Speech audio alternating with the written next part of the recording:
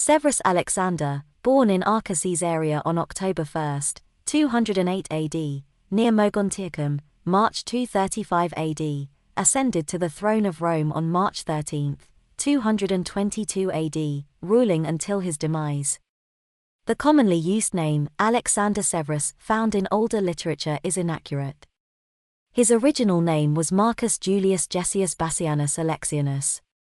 Starting from June 221 AD, he adopted the name Marcus Aurelius Alexander.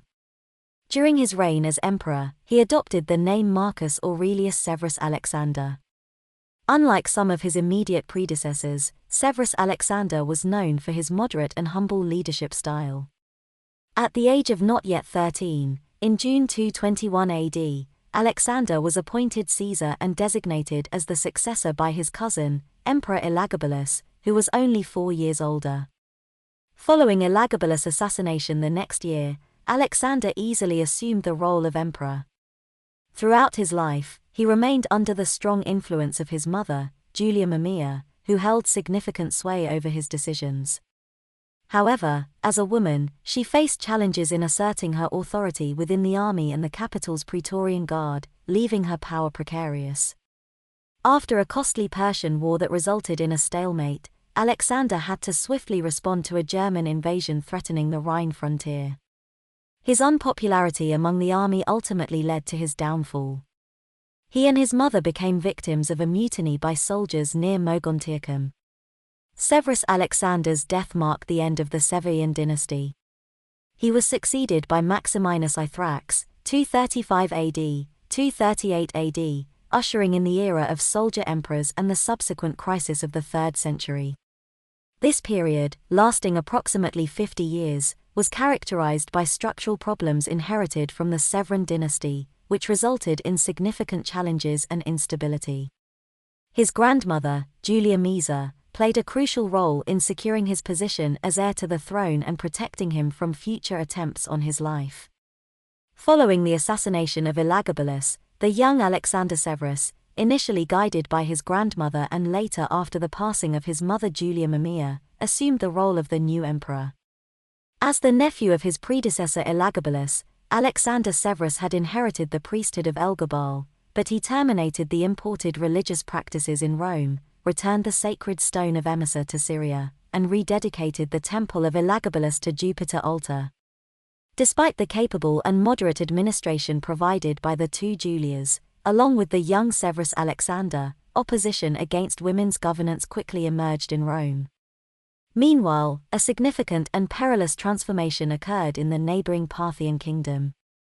The Sassanids, under the leadership of Ardashir, seized power from the feeble Parthian rule, thereby posing a substantial threat to the eastern region. In 230 AD, Armenia was permanently lost, putting the entire east in jeopardy. Alexander and his mother embarked on a journey to the east and effectively countered the Persian menace.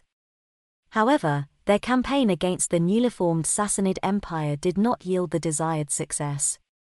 Ardashir not only repelled the main assault, particularly the one targeting Ctesiphon, but also turned it into a significant Roman defeat. Instead of achieving a conclusive victory that would have eliminated the troublesome Persians and allowed Alexander to emulate his illustrious namesake, he had to settle for what essentially amounted to a stalemate. Nevertheless, this setback did not prevent Alexander from delivering a triumphal speech on September 25, 233 AD, in which he concealed the defeat at Ctesiphon.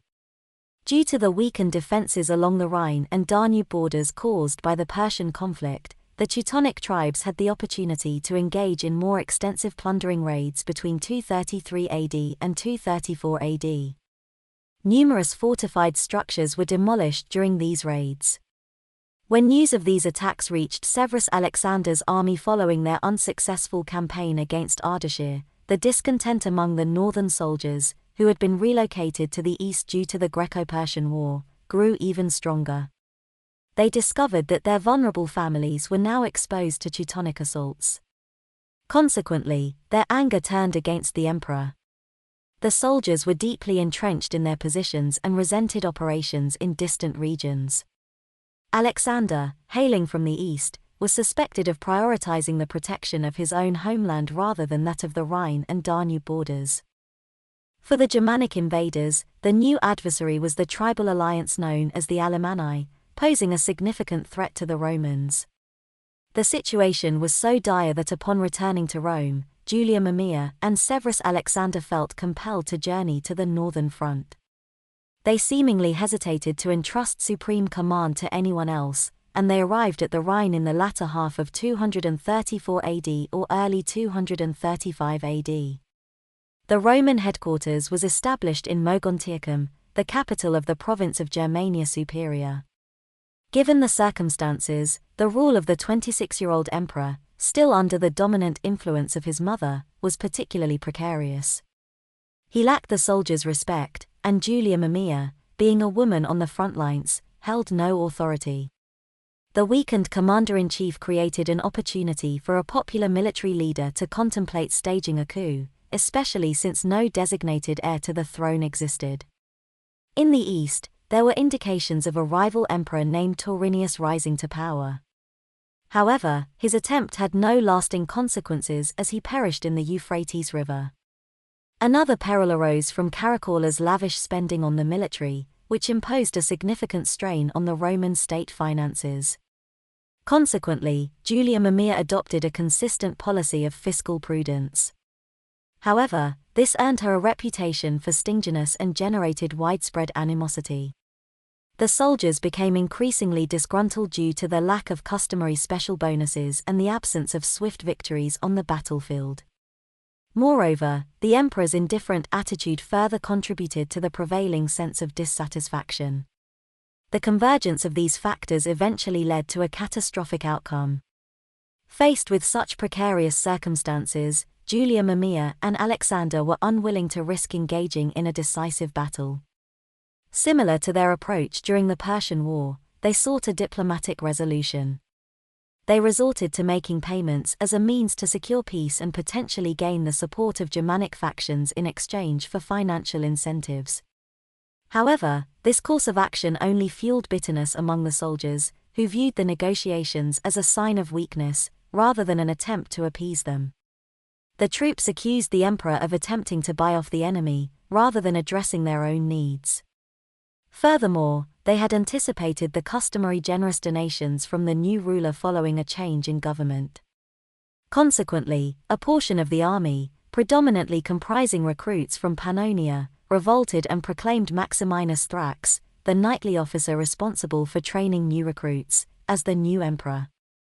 Maximinus pledged to double their pay, provide substantial bonuses, and grant amnesty for all disciplinary infractions. Alexander failed to rally loyal units for resistance, as none were willing to fight for him and his mother. Instead, his soldiers defected to the enemy's side. In March 235 AD, Julia Mamaea and Alexander Severus were assassinated in their tent at the army camp near Mogontiacum on the orders of Maximinus. The precise location of the murder, Vicus Britanniae, has been subject to dispute, with some researchers identifying it as Mainz-Bretzenheim. However, this localization remains highly contested. Although the new emperor ordered the execution of some of Alexander's friends and favorites, Herodian's claim that he had killed them all was undoubtedly an exaggeration.